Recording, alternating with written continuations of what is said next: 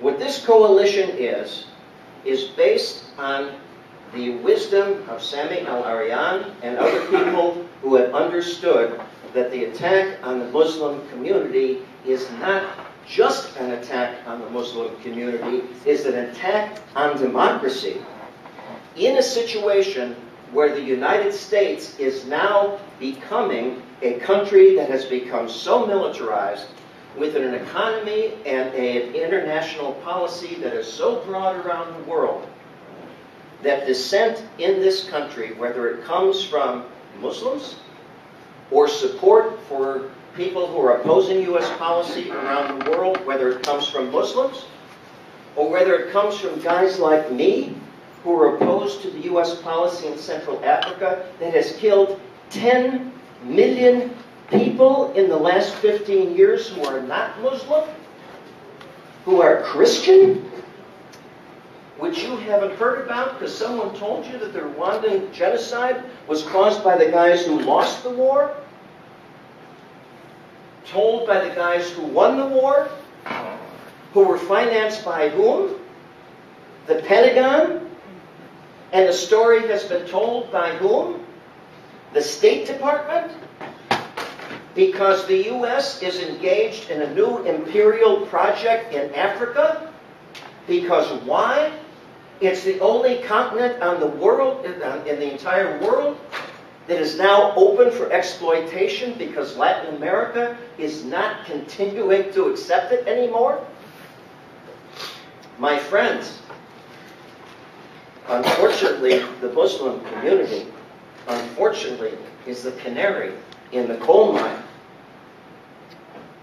This coalition has the beginnings of the possibility of saving democracy in the United States. It has the possibility of changing a foreign policy that is dangerous to all of the people in the world, not just the Muslim world.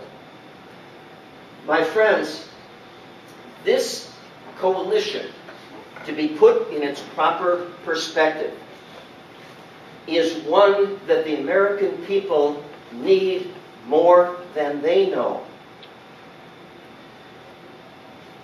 During the last 7 years, I've been representing a Somali guy named Mohammed Warsame. He went to Afghanistan and Pakistan before 9/11. If you take the government evidence at its worst, he taught English to Taliban nurses, material support. He had dinner one night with 75 other people where Osama bin Laden was present. His body was material support.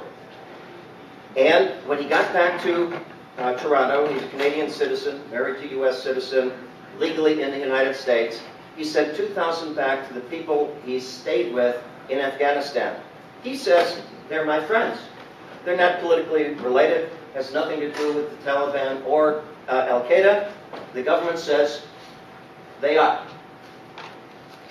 How do we disprove what the Pentagon experts say their connections are? We have a speedy trial law in the United States that's built on a speedy trial provision in the Constitution. The law says 70 days. My client spent 6.5 years in solitary confinement waiting for trial, and I was never able to get him a trial. After the change in government, the Obama administration came to us and said, well, if you'll plead guilty, he'll just have to spend 1 more year in Terre Haute, and then he can go back to Canada. Or you could roll dice. Maybe he'll get 20, 30 years. We don't know. What do you want to do?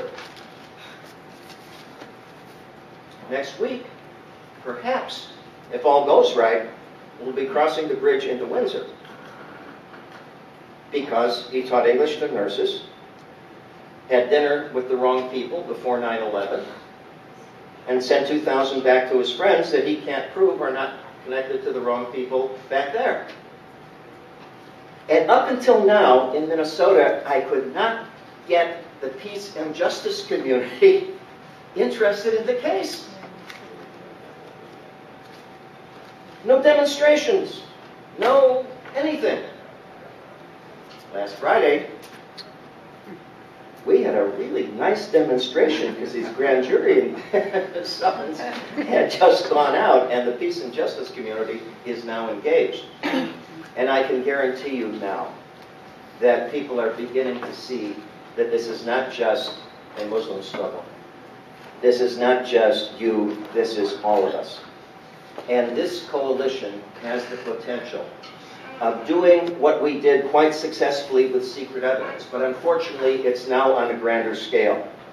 Because it's not just stopping secret evidence at a time when there is not a generalized attack. It was at a time when the Republicans and Democrats had not both agreed that U.S. policy is to continue the generalized assault on the world.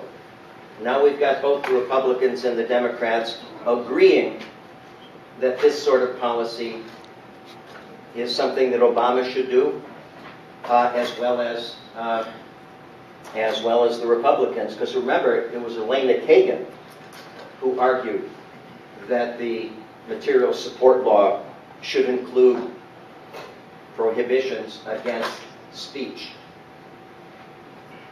We don't need the Republicans to be in office to have a problem. So, I'm happy to recognize that this is beginning. I want you to remember that it took 75 years of struggle to get rid of the laws that kept communists from being able to come into the United States. So when you get home tonight and you talk to your kids, let them know that they've got work to do as well as their kids having work to do. We might as well get started now. It's not going to be easy. We've got a couple generations of work to do, but there's no time like the present. There was the greatest American in history is Frederick Douglass, in my view. Slave, freed himself, became an advisor to President Lincoln. He said, "Power concedes nothing without demand. Never has, never will. Those who want freedom without struggle are like those who want the crops to grow without the rain." We got to be struggling because the rain and the crops are things that we're going to do for ourselves. But we'll do it together. Thanks.